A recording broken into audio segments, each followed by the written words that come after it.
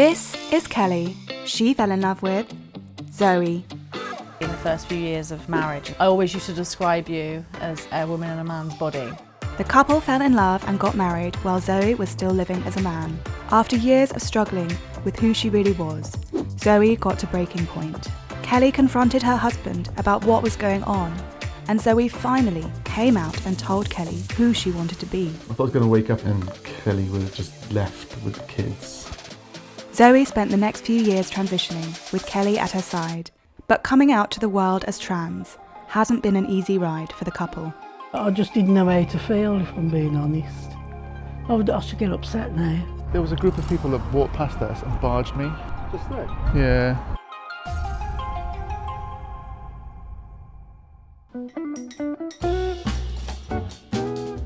When I first came out, it used to take me about 2 hours, but I can shower and get completely ready in about an hour now. Are you ready yet, Zoe? I've got your coffee. Should we have a look at the photos? Go on, man.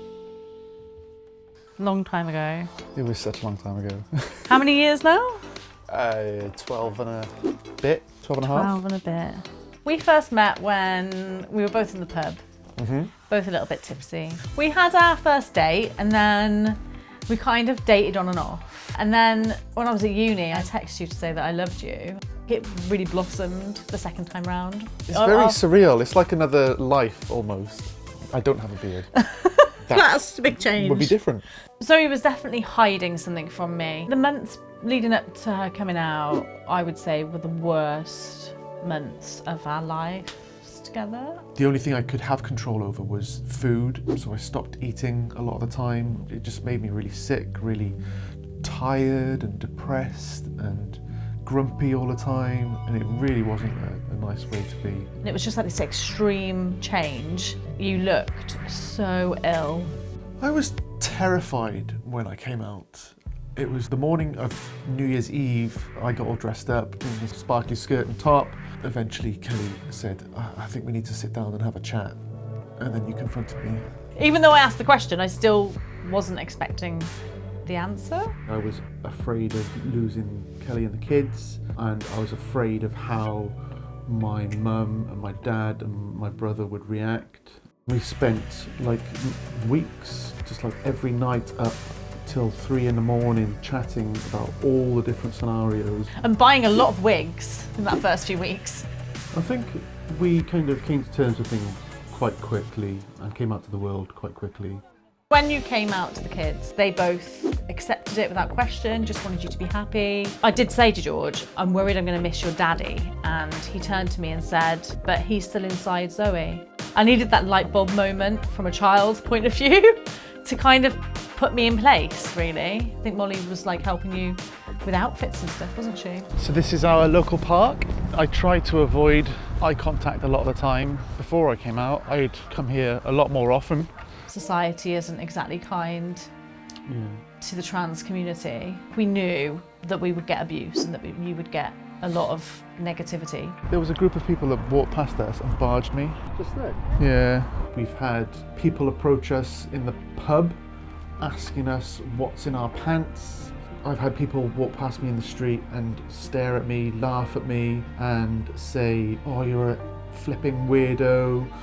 Obviously a lot harsher than that. We've had an email wishing our family and our kids get cancer just because of who we are and who I am, and it's horrendous. We had loads of transphobic people come on our Facebook page saying that we're an abomination, that it's not natural. We've been to restaurants and we've had customers and staff pointing, laughing and ridiculing us. We've had to complain to managers who have been very helpful and understanding and apologetic, which is great, but it's horrendous that you should have to experience that. Oh, hello, how are you? Hello, okay, you alright? Yeah. I think when we told you about me coming out, I was nervous about it because you were the first person we told after the kids.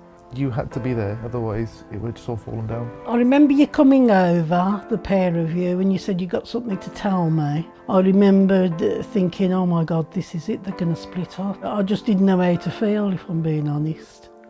I should get upset now. I can't remember the exact words, but along the lines, she wants to be female. I can't say he, it doesn't feel right. And I just remember feeling really relieved, because I know how much you love each other. We, and I especially, are very lucky that we've got you. You've been amazing throughout all of it, like even offering to go shopping with me and get my nails done. People don't treat you as a person, they treat you as a thing, and I don't get that at all. Some people just don't acknowledge what you're going through and how brave and how confident. Well, I don't know if bravery is to do with it, it's confidence. Together, we really want to challenge society's misconceptions. And because of that, we started our blog and social channels, Our Transitional Life, and our LGBTQ inclusive jewellery company. You can wear a piece of our jewellery and it's kind of like reaffirms your own identity.